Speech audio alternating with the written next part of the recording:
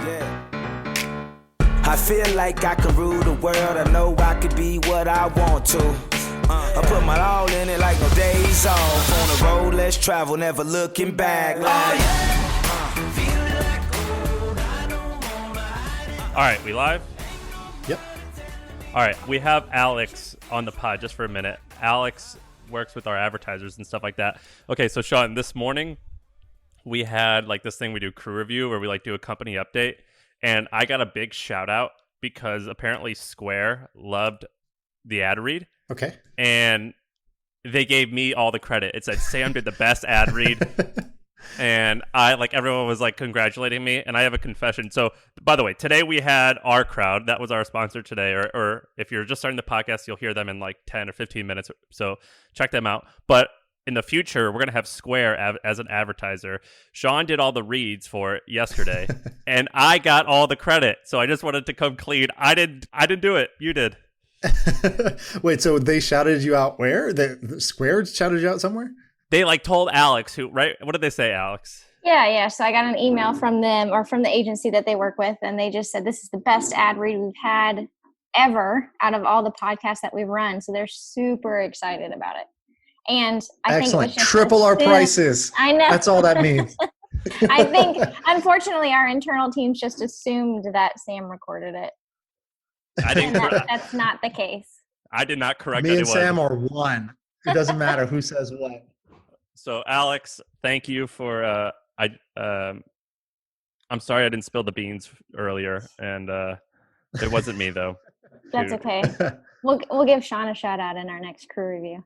Yes, but I wanted to come clean live so everyone could hear the truth. What is this word you're saying that you guys do? A career view? What is that?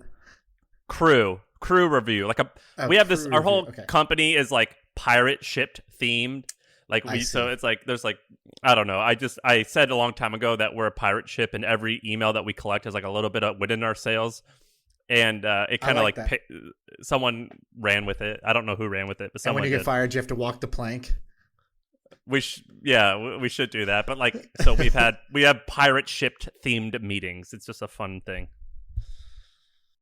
Anyway, Alex, thank you for filling us in. Tell Square and by the way, Our Crowd that we're happy they sponsored us. And if you're just now listening to this, you're only like 2 minutes into the podcast. When's the advertisement come in? At 10 minutes or 15 minutes? Somewhere there. All right, so keep listening to the 15-minute mark, and you'll see exactly what we're talking about. You'll hear Sean with his wonderful ad reads. Great. All right, thank you, Alex. You can click X. We appreciate it. All right, bye. Okay, Sam, people want to know, where are you in the world now? You're in New York? Is that the latest stop? Brooklyn? Okay, so as of right now, I am currently sitting in a brownstone that I rented. And I'm in, where am I? I'm in Cobble Hill. It's like a nice neighborhood in Brooklyn. And I've already been stopped by two or three times. I've only been here since Saturday of listeners of the podcast. So that's amazing. They stop you on the street? Yeah. Wow. And dude, I guess I'll tell the story. So he doesn't know I know this. I hope he's not listening. But the guy, so I went and rented a house a few days ago, and the owner was like, "Wait, are you Sam Parr from The Hustle and the podcast?" I was like, "Yeah, what's going on, man? How are you?" And he's like this baller guy, and I went and Googled him, and it's Tyra Banks's old boyfriend. And I was like, the reason that's important to me is that was like my she was like the number one in my life as a teen. Yeah. So, but anyway, I'm currently in Cobble Hill, Brooklyn. It's pretty cool. Okay, I like it. Do you like immediately Zillow any house you're in that you rent to be like, how much would this house be to buy? Yeah, this house that I'm in now. So my budget throughout this whole experience is going to be $4,000 a month. Okay. But because I stayed in St. Louis and because I stayed with family for a month, it's like my budget can double for the next month. So for the next couple months, because I'm going to move to Texas for a bit, I'm like kind of balling out and spending like $8,000 a month, $10,000 a month. So I'm in these like $5 million single family homes, which is pretty baller in Brooklyn, and it's great. And does it make you want to live in a baller place, or are you like, oh, you know what, it doesn't actually matter? The small place and the big place, they're all kind of the same. No, so it matters. So the layout matters more than the size. But I think for a couple with me and Sarah, I think 2,000 square feet is like the sweet spot. I don't need anything more because it just gets messy. But what's essential is a front porch. That is like the most fun I've had, is just sitting on the front porch and saying hi to people. I saw you say that. I was like, don't you need to be like a smoker or something to like, what do you do on the porch? Well, I have a dog, so we just sit there and I work. But having a front porch, you're on your laptop. Having a front porch is awesome. And another thing that's awesome that people like to hear, owning nothing is sick. Dude, it's so fun.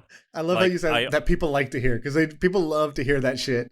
People love to hear about how minimal you live. They love that. It's sick, man. I only own, so I have 2 bags of clothes, and then Sarah has a couple bags. I'm going to reduce it to 1 bag, like a 1 carry-on. That's really all I need. And then I have a coat, and I'm good to go. But I went and I splurged and got a ton of Lululemon stuff, and I'm like, I can wear that for every occasion. Right. But man, it's wonderful not owning anything. I have so much less stress. Yeah, I agree with you. The one thing that gives me the most stress that I own is a car. And I feel like a car is like probably the worst fucking thing you can buy. Like, you know, and I did the worst way possible. I went with my wife and I wanted to buy a car like that day and get it over with. So we just went to a dealership. We went to 4 dealerships. We were like, okay, let's test drive BMW, Audi, Porsche, and whatever else. And let's just pick one and let's buy it. And so we just bought a new car off a dealership, which is like the ultimate sucker move. And then we drove it off the lot, lost half its value. You bought it brand new? Yeah, and then, you know, in general, just decided like, I'm gonna not care about this car. So I basically, although I bought a car that was like kind of a nice car, I decided the stress is not worth it. So I just treat it like it's a piece of shit car that I don't have to worry about. Like, I don't care if it gets scuffed. Didn't you pay $80,000 for it or something? I did, but I didn't want to double the mistake by then stressing out about an expensive car. So in my mind, I treat it like it's a free car that's not mine. It's my neighbor's car that I could just don't have to worry about it no matter what the situation is. So like the mirror is cracked, and I'm like, whatever, who cares? I have no sweat. That stresses me out. How are your immigrant parents not like kicking your ass about that? They do. They're just like, this is crazy. Why are you so irresponsible with how you spend money? Because I'll just spend money like crazy. Like, I'll order all kinds of shit. I'll buy stuff online. I order food. Like, I'll order like $300 of groceries from Whole Foods, and then I'll like DoorDash while it's on its way because I don't want to wait for it. You know, like, I'm just like, I want a meal too. And so they just view me as like kind of like a crazy, irrational kid. But they also see like how much money I make. And so they're like, okay, whatever, I guess it's working for you. And so my mom has now like backed off, and my dad has like given up. He's just like, you're ridiculous, and I don't want to be a part of it. And you've been like this though for years, and you haven't been making money for years, right? I mean, for a long time you were just like normal. Like, yeah, but I really stepped it up, and I'm real blatant about it now. Like, I'll buy something and then it doesn't work and I'll not return it. I'm like, I don't want to deal with it. And so that, like, you know, so I've definitely like just like taken some liberties now that I wasn't taking 5 years ago. But yeah, I've always been more like, I'd rather learn how to make more money. I'd rather focus on making more money than saving money at any given time in my life. And now I'm just more disrespectful about it towards money. That's funny. We're not cut from the same cloth at all. I'm not like you at all. I'll give you a quick trainer story. My trainer, we were talking about this, and he was like, oh, dude, he's like, on the way over here, I stopped, got food from Chipotle, and I came out and I noticed that I had like a little nick on my car. He's like, and this used to drive me crazy. Like, oh my God, I parked and somebody nicked my car and ran away. And he was like, this would have been like, you didn't just nick my car, like you nicked my whole fucking life, bro. And like, my whole day is ruined. I'm pissed. I'm like, he's like, I used to have like road rage. If somebody like cut me off or whatever, I'd like follow them down and like, we're gonna have a conversation about this. And he's like, you know, now I've basically like gone through this strategy. Like, he's like, I won't let anybody nick my whole life. And so now I think about that whenever like, you know, some shit goes wrong. It's like, okay, I get like 90 seconds to be pissed, and then I'm done being pissed.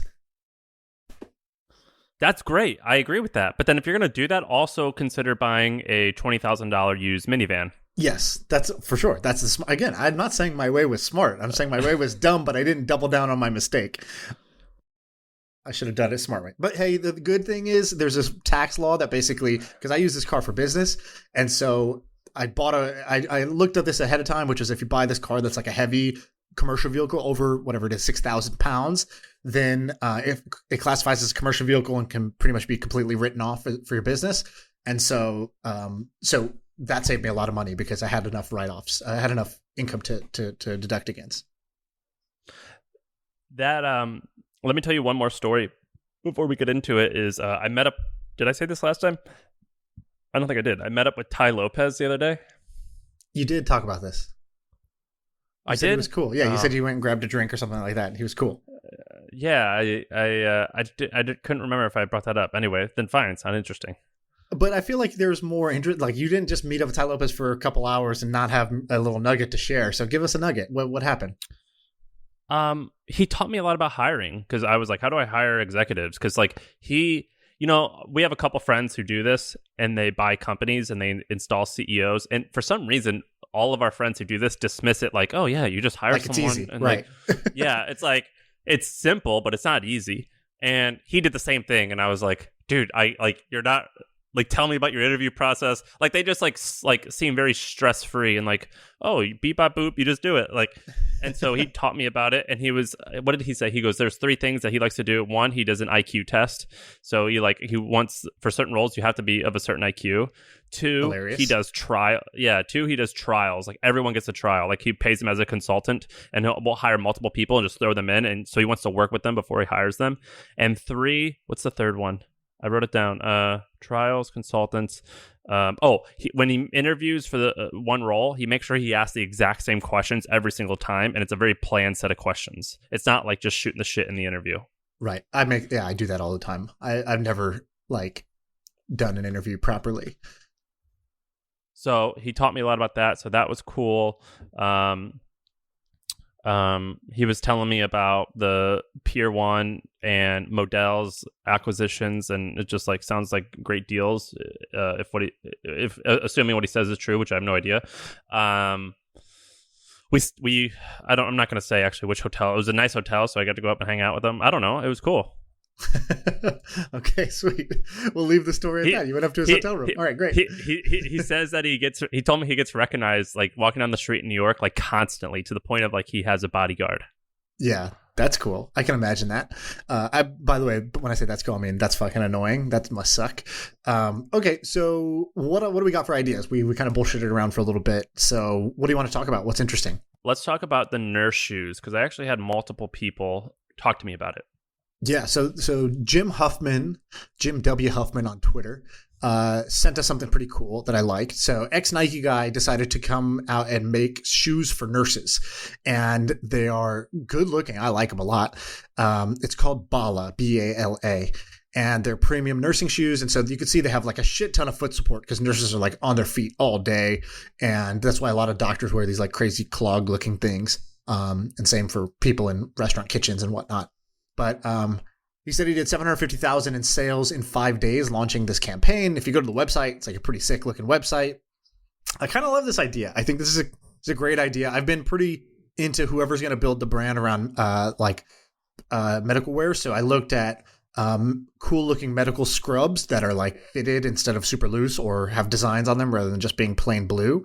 And this is a different angle, which is shoes. So what do you think of this idea? I think it's kind of awesome. Yeah, I'm pulling it up. Was it a Kickstarter or something? Can you see the live sales? I thought when Jim sent it to us, he was saying they did $750,000 in their Kickstarter campaign. But I went to there's no Kickstarter for it, so I think he meant they launched this YouTube this ad campaign basically. And so there's a YouTube video that he sent over that I guess is how they announce themselves to the world. So I'm pulling it up now. I think it's awesome. I think it's badass. So there's another company that made scrubs. We talked about them, right? I think we've talked about them before. What's their name again? Do you remember? I don't know. Abreu, can you maybe find it? It's they're doing well, $100 million a year. Yeah, north of 100 million. So it's Scrubs startup. I don't know if I Google that one. Is it called Figs? I think it is Figs. Yeah, that's right. Figs.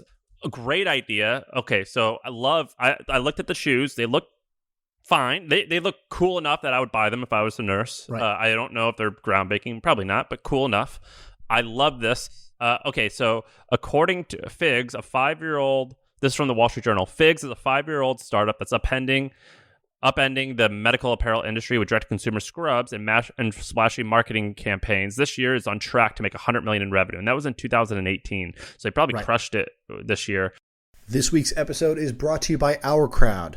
Do you wish you were early in some of the best performing IPOs of 2019 and 2020? With Our Crowd, accredited investors have access to invest directly, easily, and most importantly, early. Our Crowd investors have benefited from Our Crowd companies IPOing like Beyond Meat or being bought by companies like Intel, Nike, Microsoft, and Oracle. What makes Our Crowd different is that they have in-depth due diligence, which includes meeting with management teams, doing comprehensive vetting of the deals that they decide to make as part of the portfolio. And if they've selected a deal, then accredited investors get an opportunity to invest alongside them at the same terms. If you're an accredited investor, you can join Our Crowd for free at OurCrowd.com/thehustle. And you can review the deals. No payment is involved until you decide to participate. So today you can join Our Crowd's investment in Mimic. Mimic explains that their tiny robots allow surgeons to be less invasive and safely perform gynecological surgeries so women heal faster and have less scarring. Mimic is a much needed innovation in the rapidly growing multi-billion-dollar robotic surgery market. You can get in early on Mimic and other opportunities at OurCrowd.com/thehustle. If you're interested in investing, you need to join Our Crowd. The Our Crowd account is free. Just go to OurCrowd.com/thehustle.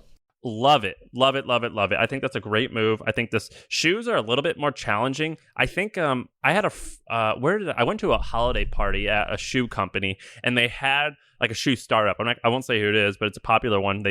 Popular startup that sold shoes. Adams. And I went I'm not going to say. Allbirds.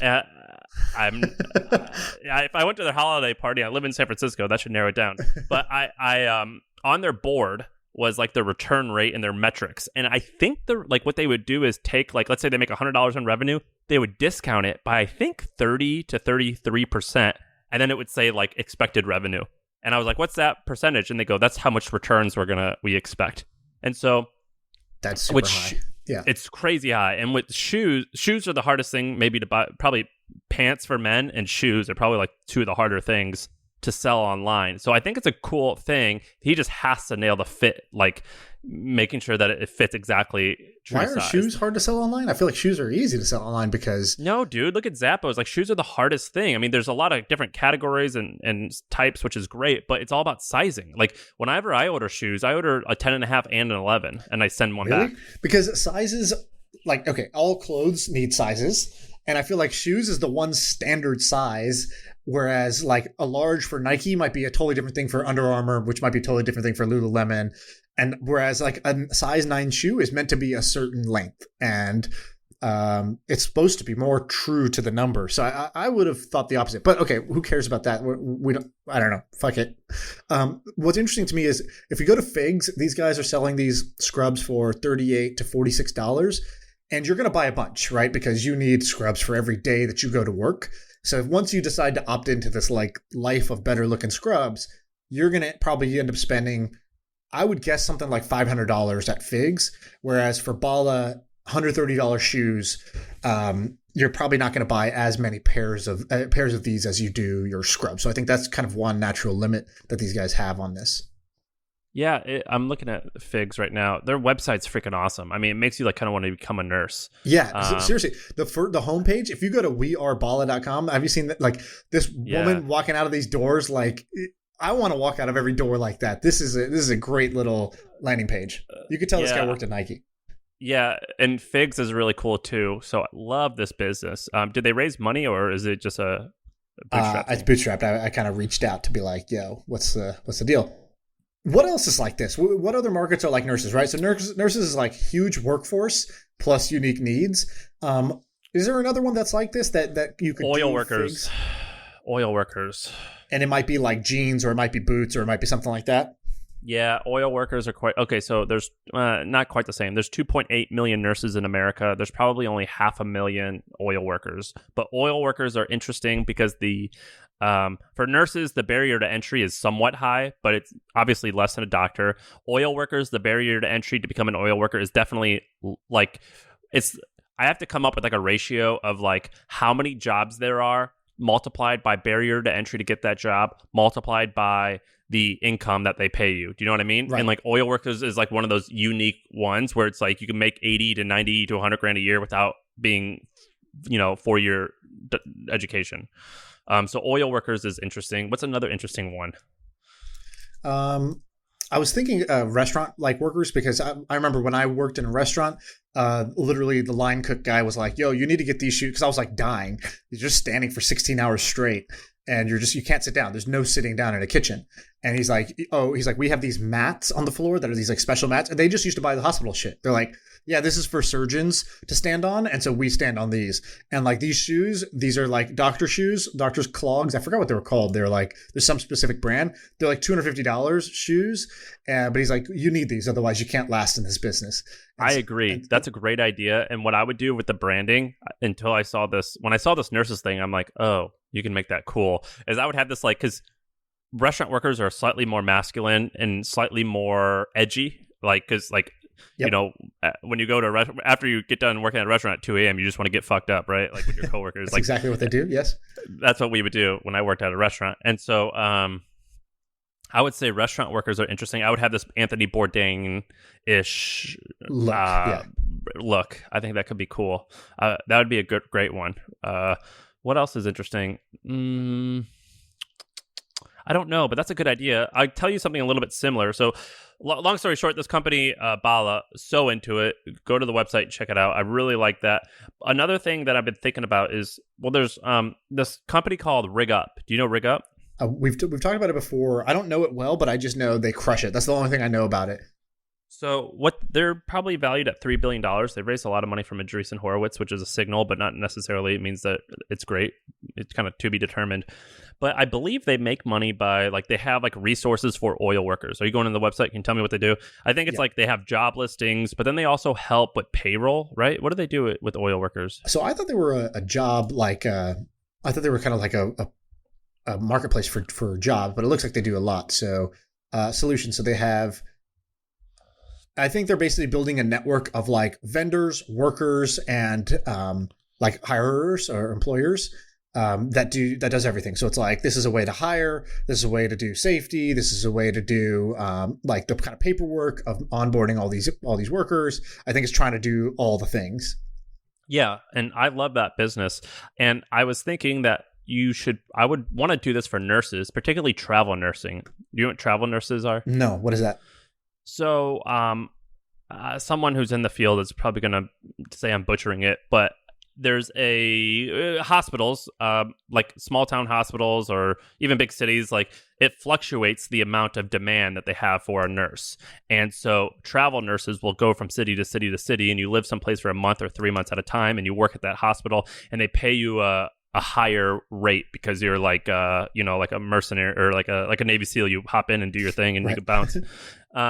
So I think that would be an interesting market to satisfy with using this Rig Up model. And then the other one is truckers. I was listening to this thing, Planet Money, I think it was, and they were talking about the trucking industry and how truckers are, like, these companies are begging people to sign up for a trucker to work at their company because there's a deficit of truckers, people who want to become truckers, and the turnover rate is like 100% a year. Right. So the average person will only work 6 to 12 months because they get treated horribly. So anyway, this whole Rig Up model, I love this model, and I was thinking, how could I apply this to nurses and the trucking industry? Right. That's cool. So what else we got? So let me go to a different one. This was kind of cool. So we had talked about in the past how there's a... Which one are you on? This one right here. There's a listener for the podcast, this guy named Latana, and he's a pretty like clever guy. He's built a bunch of different things. In fact, this was my only knock on him. I loved his hustle, but then he built like 5 different products. And I was like, wait, are you just not sticking to any of these? He built the church kind of tipping service that he was excited about, that I think we talked about on the podcast. He also built the Erotic newsletter and advertised it through the porn sites and got that to being like $5K, $6K a month of revenue around his Erotic newsletter. And so he's doing a bunch of things, but he just posted an update, a few months later. I think we mentioned him 4 or 5 months ago, 3 months ago, maybe. And he was like, by the way, update, I sold it for $75K and I'm out of the Erotic newsletter business and I'm using that to fund my other business. So I didn't know he sold it. Awesome to him. When he was telling me about this, I was like, dude, fuck your other business. Do this. Yeah, go for this one. Yeah. Who did he sell it to? He said he sold it to some private buyer on MicroAcquire, which is like one of these little marketplaces for buying and selling businesses. Yeah. Good for him. And so, yeah, good for him. I just love the little, like, super simple success story, right? He heard when we were talking about, because we talked about novelty, or the idea around kind of the softcore porn market for written fiction, and whether you go like actually into erotica or you just kind of like get close and it's more like 50 Shades of Grey. So heard that part, heard us talking about newsletters as a simple wedge to start businesses. I don't know if we were the main inspiration for it or whatnot, but definitely. But yeah, we will say that we were for sure. And yeah, good for him. I love this. I love this little business. So this guy, how do you say his name? I think it's Lotana. He is British, right? He lives in England. Yeah. And so he's a black dude who lives in England. So he decided to go after black women, I think, right? Mm-hmm. And so it was for black women. That was his niche. Black women, and he got traffic from Pornhub. And I think he was charging $50 a month for this newsletter, right? That's right, yeah. And maybe more. Or maybe, I forget how much, like a lot of money. And all he did... One thing he's doing a good job of is he's been working in public. So even when he was like, yo, he heard us talking about the digital tithing apps, or maybe he sent it in and then we talked about it on the podcast, and he's like, I'm going to do this for the UK. There's no great service doing this in the UK. I'm going to build this. And every week he was posting these videos talking about his progress. And so we saw it, like both me and you, I remember, commented on these because he does a great job of working in public and getting, energy behind what he's doing. That's crazy. I'm going to write this down. I'm going to tweet at him. Shout out to his main company. I think it's called XPO. It's like a marketplace for influencers. So the same way Cameo. I think it's the same way you can buy Facebook ads. You can do like branded deals with influencers. I think that's what he's going for in the UK market. Yeah, I'm pretty sure it's just Cameo. Like, and Cameo now does this too, where you just pay for a shout out as an influencer, rather than like a personal video message. And I don't know if he's differentiated it by the European focus or different set of influencers. I'm not sure, but I saw a bunch of like British rappers on his thing, and I don't know. Cool. That's crazy. He's a young guy, I think, like 24, right? I have no idea, but I know in some of his videos, his mom was in there, or he was like talking to his mom, and I don't know. It's hilarious, but God, shout out to him. That's Good awesome. Stuff. What's and by the way, if you're listening to this, I think everyone should, not everyone, a few more people should start this. I think that I genuinely think this could be as big as what's the thing called? Crunchyroll, which is like $1 billion company. I think this could be as big. Yeah, that's actually just a great point. I don't know if this can be as big or not, but regardless, I think you could literally just restart the same business and build like learn a whole bunch, building a $100,000s of dollars or $1 million business. If you just focused on this, like I think he did it in his super spare time and he sold it, but like I think somebody else can just do the next one of this and pick the next niche. Yeah, I'm into that. Let's do let's do the streaming solution.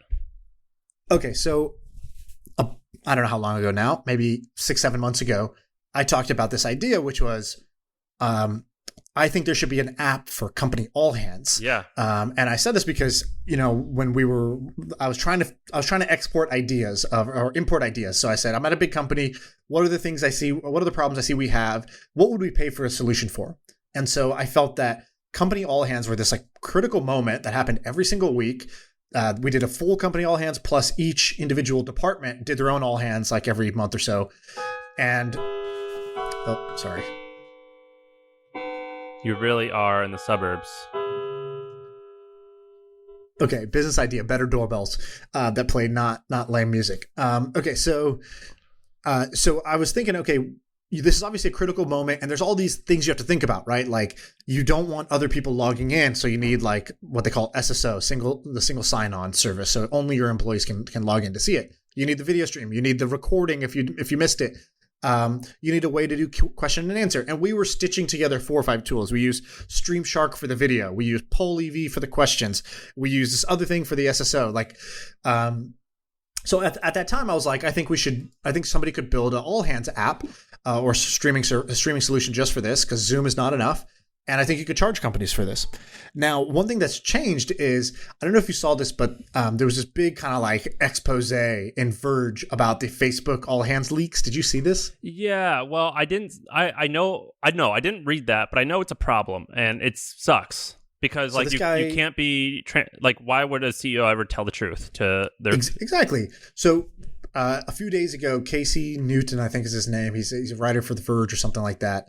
I don't know. Maybe it's not The Verge. Maybe it's not Casey, but whatever. Fuck it. Somebody wrote an article and they said, hey, for the last year, I have had basically spies inside Facebook sending me recordings of the all hands. God, that's so stupid. For the last 6 months. And I'm going to write, kind of an article. And what he did was he wrote an article about the things that were being said with audio snippets from Zuck talking at all hands that this person had recorded, because now all the all hands are done virtually. So people just record on their computer like we're recording this podcast. And it was all about like, oh, Facebook employees want him to be harder on Trump. And here's his response about why he's not going to do it. Or, doesn't Facebook have an obligation to do this? Or like somebody asked a question in the all hands like, can we just buy an island so we can all just go back to work and just make it a bubble, like a bubble island for Facebook? And Zuck's like, well, I don't think it would be a great idea for us to just like, isolate ourselves from society. I don't think that would be good in the long run, even if we get back to work. But it, like, taken out of context, all the things he's saying, it's just so easy to paint him as like evil Zuck. So anyways, that just to me highlights even more. All that's going to happen now is that companies are going to dilute their all hands. They're not going to be transparent.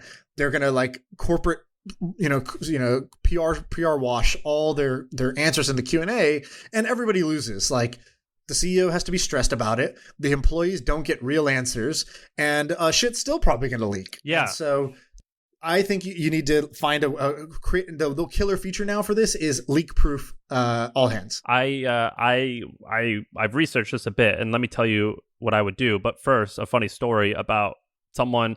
I used to talk to my friends at Facebook, and Zuck would do an in-person all hands every Friday at like 2:00, and like 50 people or 20 people would show up, and I'm like, are you kidding me? Like, if you're telling me that I could go talk to John Rockefeller or Andrew Carnegie or something like every Friday, like get your ass to that all hands and ask a question every single week, and then just maybe Zuck will be like, you've been asking a lot of good questions. Talk to me after this. Let's see. Like, you know what I mean? Like that could happen. Right. And apparently, like my friend made a joke. Like it wasn't a joke. He just told me, he's like, yeah, someone today asked why the men's bathroom don't have tampons. And Mark's reply was like, I can answer that question, but like, are you sure this is how you want to spend your time? Like maybe the head of HR is over there. Maybe you'd like to talk to her directly. And so like people would ask these questions like, why is the line for the pizza too long?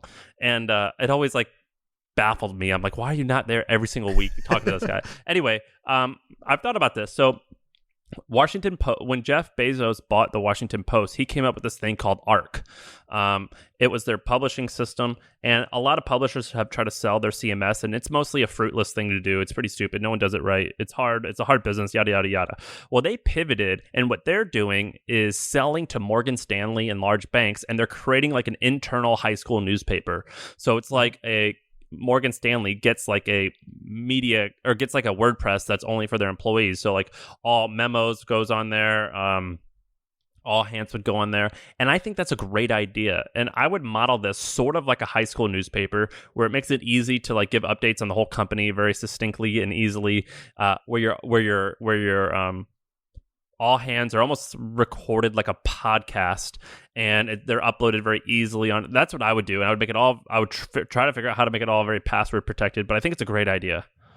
So we talked a little bit about that. I think that's cool. I guess the key thing I'm trying to bring up is, how do you make sure the shit doesn't leak? And the way you do that, so it's password protected, sure, but it's employees who are leaking it. It's not an outside person. So I think what you have to do is you have to unique watermark every single stream. So what the technology is going to do, let's say it's an all hands video, it's piping video to every single stream, but there's a sort of invisible watermark or cryptographic hash or something that if this got shared, you would know who shared it. There's a fingerprint attached to it. And so same thing, you could do the same thing with a memo, which is something that's a digital, it's basically only visible digitally. It's not visible to the human eye, but there's something that if you screenshot this, if you share this, if you record this, we will ultimately know who shared it. sounds a little big brothery, but I don't know. I'm kind of on the company side here. I think that it's kind of bullshit that you can't like communicate freely. Like a few disgruntled people or bad eggs or people who want fame or whatever it is are gonna make it so that companies just be like, all right, fuck it. We're just keeping it in the boardroom amongst the 5 of us. Then you guys get to know nothing. You get to be, worker bees that don't get involved with, what's going on at the company. That's what I would do if I was these guys. I'd be like, look, I try to be transparent with everyone, but like, you really screwed up and you actually hurt yourself. If you're an employee who owns shares, like it makes us look stupid, and you legitimately are going to lose money by talking about this shit because you make us look dumb because it's all out of context.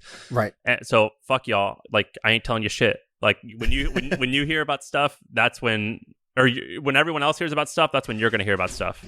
Right. So I agree with you, and I think there is an interesting thing to do. And I have seen bigger companies make their own stuff during quarantine. So there are companies who have this need, and like Airbnb has an internal team building something like this. Interesting. Building it with the privacy protection, or just like you mean the internal high school newsletter type thing? I would say that like hacking together like tools to make like all hands internal comms work, specifically all hands easier. Yeah. Right. That's a good one. I'm going to write something down here. It's good when I get an idea during the thing. I'm like, oh, I got to write this down. Okay, cool. So what else is interesting? Well, you did most of the heavy lifting this time, so let's just keep going down yours. Okay. Let's pick another one. Okay, so a couple cool little things I've been seeing that to me say, okay, this is where the future's going. So I'm going to talk about Compose.ai and Synthesia. So what are these? These are 2 different services that are doing the same thing. I've seen now this week, I've seen maybe 5 or 6 of these. And I had never heard of this before. And it's almost kind of laughable. So what these are doing is basically using AI to write your messages. So I'll talk about the first one first. So Compose.ai. What Compose.ai is, it says, hey, writing emails is important, but man, it takes time to like write a good email. So here's what you do. You just write, little 2-word bullet points. So you'll say like bullet point, liked the design, bullet point, think we need to just, or we need to work on the polish. Last one, we should talk to Steve. And it takes those 3 bullet points and it makes a nicely written email that says, hey, Sam, thanks for sending over the designs. I really liked it. I do think we should talk to Steve about whatever. And it auto writes the email out of your bullet points. And I thought this was kind of interesting. And oh my God, I'm looking at this. You can see some examples on their website. So, dude, this guy who created it, I knew I recognized it. His name's Phil. I think he's in our My First Million group. He's for sure a trend subscriber. His name's Phil. He's a young kid. It looks like a kid. Yeah. I know this. This is badass. But is this? So I think this is something that is awesome and probably exists in the future, given how many people I've seen working on this. But I bet it sucks out of the box. I bet it doesn't you can't actually trust it to write emails. That's kind of my guess. What do you think? Surely they didn't do the artificial. Is this slapped on top of OpenAI? It might be. I'm not sure if it's a GPT-3 or whatever thing or not. Because if they made that seems like incredibly complicated, no? Maybe. I don't know. It's always surprising to me, as a non-technical person, it's surprising to me, there's some things I'm like, oh yeah, just make it auto cut out my background. And then people are like, well, that's that's a bad example, but some people are like, well, that's fucking impossible. You've asked for the impossible. And it's like, then other times they're like, look, we made this thing talk like Obama and you can now make Obama say whatever you want. And it's like, what? How is that possible? It's like, oh yeah, that's actually pretty easy. Just use some open source libraries. And it's like, well, what the fuck's going on? So I'm not technical enough to know what's easy and what's hard. Yeah, that's kind of weird to me. I think that as an email sending tool, it's only it's like a toy to me. It's only okay. But I would love to know what is the technology behind it. That is what is most interesting to me, to be honest. Right. It's kind of like, if you can do this, wow, what else can this do? So then here's the other one. So this other one's called Synthesia.io. And basically there's just there's 5 thumbnails of generic looking woman, generic looking man, black man, white Asian woman, white man, whatever. And you just pick who you want who do you want to be your talker? And it's like a real human. It's not like an avatar. Hold on, I'm pulling all this and then up. you just write a script. You're like, My First Million is a great podcast because, they brainstorm ideas and it really gets the wheels turning. and you just push enter, and then this like woman who's a real person will then speak this in their voice with their lips moving, and it looks quite real the way that the demos look, at least. Oh my gosh, this is awesome. So this is like, you want to, instead of hiring somebody to do an explainer video for your product or whatever, you just have this like, AI human saying your thing on demand. I thought this was kind of cool. Although when I tried it, it's like, input this, we have to approve it so you're not like abusing it and making this person say racist shit, and then we'll email you a video in 2 days. So I'm like, oh, that's kind of lame, but I understand. I don't understand. I would say let them do it. That is badass. So when I went to CES a year ago, they maybe it was this company, but one of them had this thing where they like had people, they had like life-size screens, and it was a person, like a park ranger, as if it was like at a Yosemite, like explaining, like how you have park rangers who like tell you like, this part of the park is closed, whatever. And it had a park ranger welcoming you to the park, and it looked totally real. And they said everyone on here is made up. And that was like the exhibit, and it was amazing. And I thought that was the most impressive thing. So I think this is badass. I think this is totally awesome. Scary and awesome. Have you, Sean, have you played with OpenAI at all? I don't have access myself, but Furcon and a few friends do, and I've sat with them and they've showed me a bunch of demos of what they're working on. Okay, so I won't pull mine up because I have access too. It is so sick. It is so scary. Like I'll like say like I'll type like I'll type like a speech. Like I'll type like Donald Trump, or like I'll take quotes from a speech. Like I'll find a New York Times article written about it, and I'll just find some quotes and I'll just put it in there, and then it like writes a speech that Donald Trump would say. Or I'll write like a manifesto, like Hillary Clinton is going to ruin the world. She is evil and women should not be in power. White people are the supreme race. Like I'll write something like that, and it creates like a manifesto about like it's like nuts. It's nuts. And it's like, I mean, of course I did that because like everyone's mind goes to evil. Or one time I wrote, I went and found the lyrics to California Love, a Tupac song, and I just put like the first like stanza of lyrics. Oh no, I did it with WAP. You know WAP? No, what is that? It stands for wet. It stands, how does that go again? It stands for wet ass pussy by Cardi B. I took the lyrics of WAP. You've never heard that song, dude? It's the most raunchy song ever.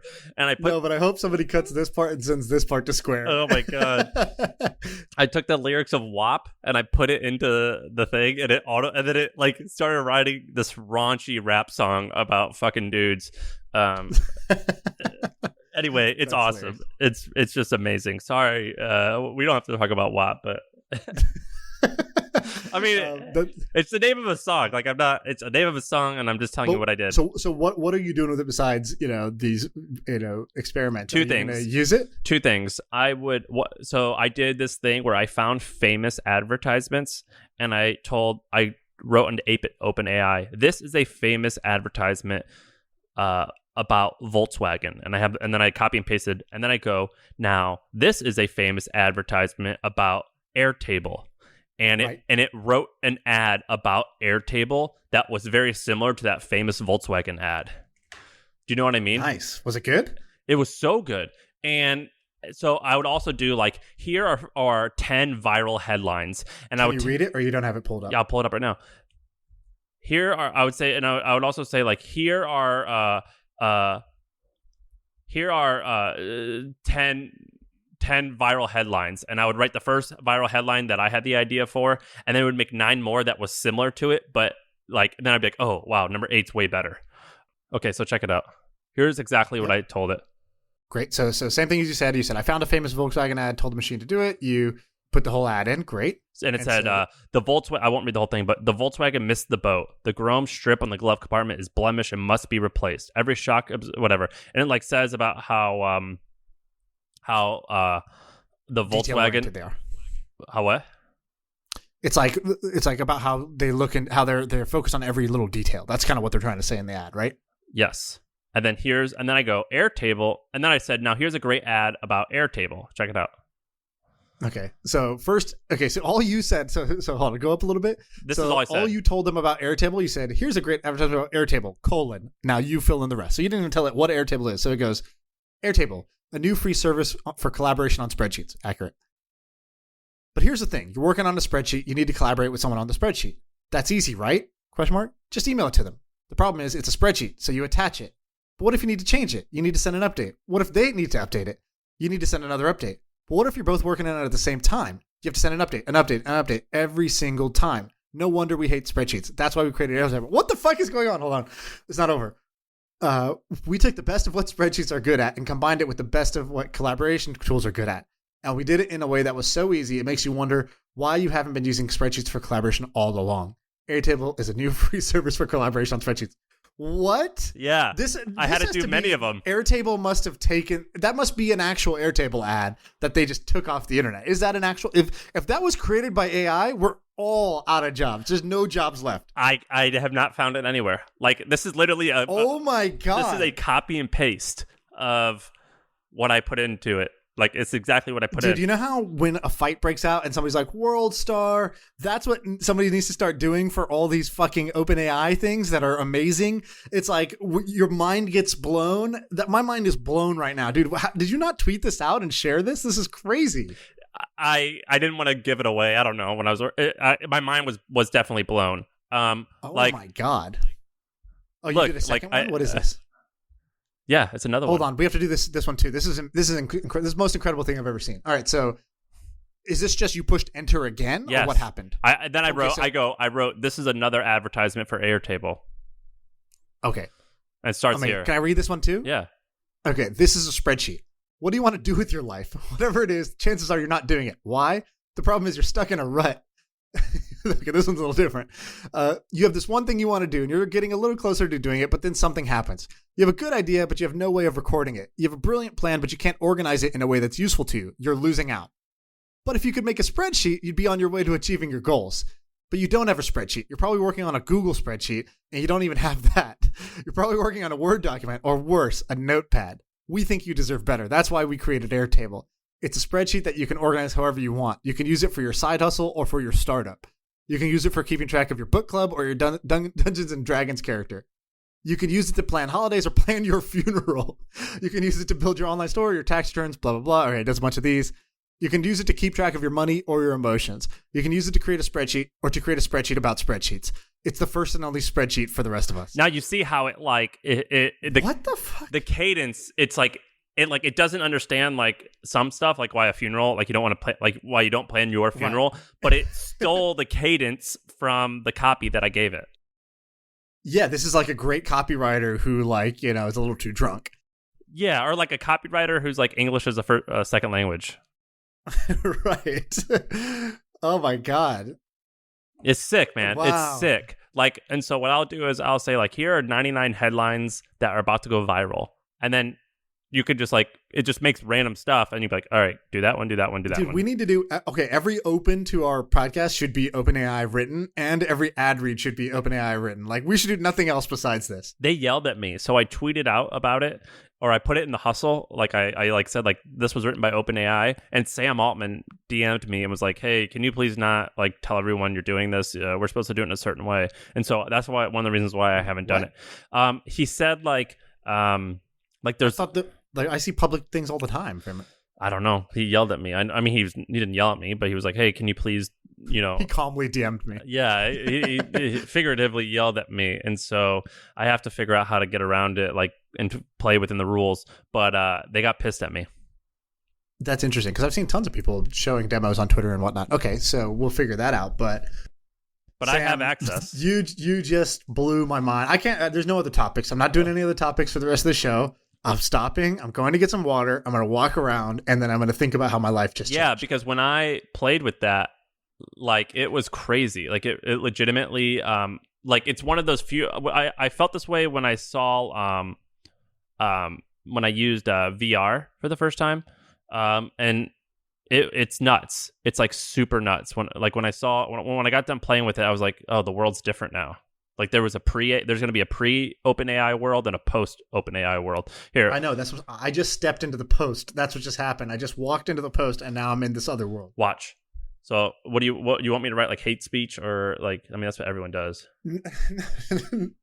Yeah, let's not do hate speech. But I like that's where your head went. Well, I automatically think like, how's Russia going to use this?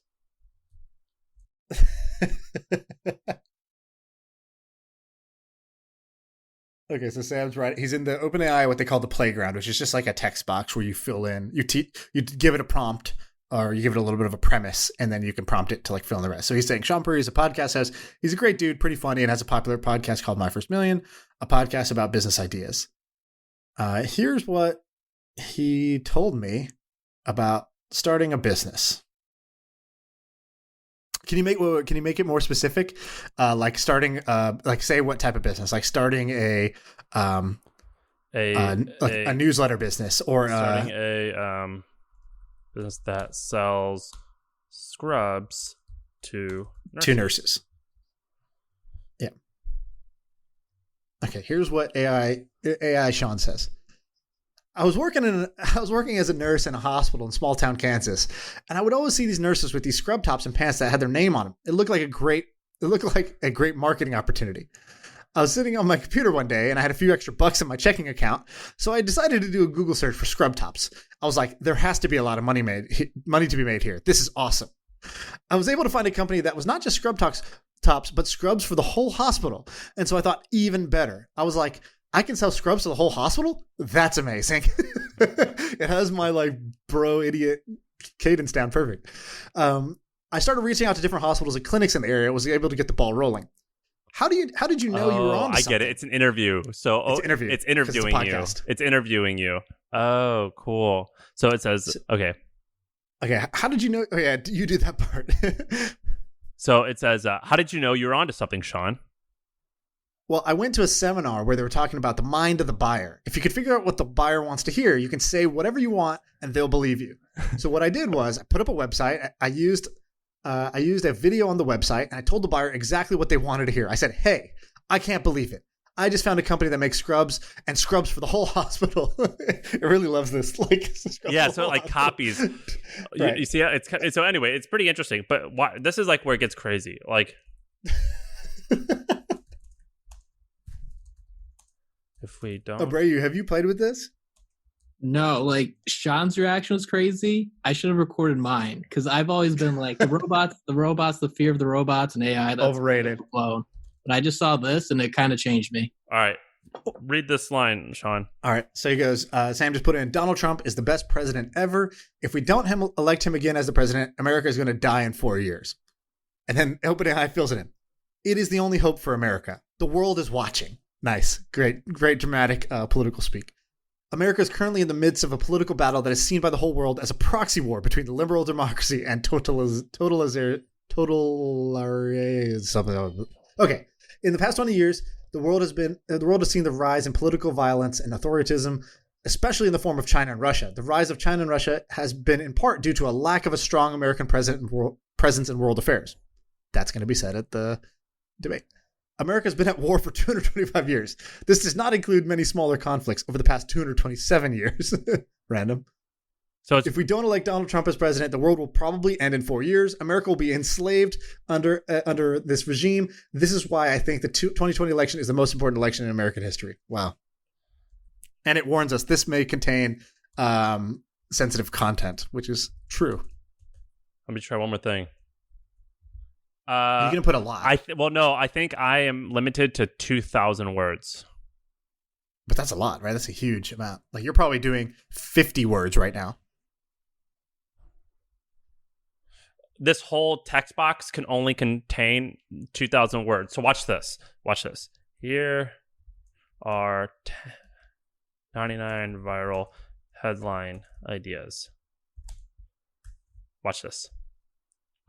Okay, so he inputs, here's what happened to your favorite 90s TV star, 7 things you didn't know about watermelon, or you won't, parentheses, you won't believe number 8. That's hilarious. All right. Number 4. Yep. Okay, so he gave it 2 viral clickbaity headlines.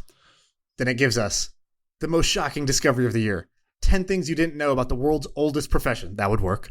A shocking reason why you shouldn't eat at this restaurant. That would work. Here's 3 things you can do with that old cell phone. That would work great. What is another one? The 10 most disturbing sports injuries ever. 10 things you didn't know about beer. The 5 biggest mistakes you can make when you're falling in love. Viral already. Yep. It's great, right? This secret weapon can help you lose 5 pounds. Done. Clicked. Wow, dude. This is so good. Yeah, it's amazing. This is so good. Oh, my God. Okay, this might be a boring podcast for people to listen to now because I'm just like, reeling from what you just showed me. But, okay, I have to get access to this. This is just like a game changer. We'll do one last one. Oh, that's not going to be that good. Okay, this is kind of funny. So you put in, here are 99 ways to make $1 million a year. And it goes, number 1, write a good book. Number 2, write a bad book. Number 3, start a blog. Number 4, start a blog about cats. Number 5, start a blog about hating cats. Number 6, start a blog about hating blogs and cats. Yeah. Okay, it's spinning out of control now. Yeah, so you can see it's like not there yet, but it's almost there. Like the bones are there. Yeah. Wow. Okay, incredible. To the geniuses at OpenAI who are working on this, props to you. I hope you listen to this. And I hope you give me access tomorrow. I haven't applied yet, but I hope you give me access. All right, this was a good episode, I think. Thank you, everyone, for listening. By the way, I would, if you happen to make it this far, please leave us a review. I love reading the reviews because that's like how I understand if we're on the right track or not. Yeah, just call us WOPs in the review. Have you really not heard that? It's like a cultural phenomenon. It's like this is like when I discovered thought. Dude, that's crazy. Like, oh. You don't know what a WOP is. Sarah's laughing in the background. It's like number 1 on Spotify, dude. It's like the music video. It's like the most raunchy video I've ever heard. I don't even listen to music. I listen to like old Warren Buffett, all hands meeting tapes when I'm free. Well, I don't know what to say, man. I mean, maybe your wife probably knows what it is, but like this is like what the kids do. Excellent. Okay. All right, Sam. I'll see you later. Okay. Bye-bye.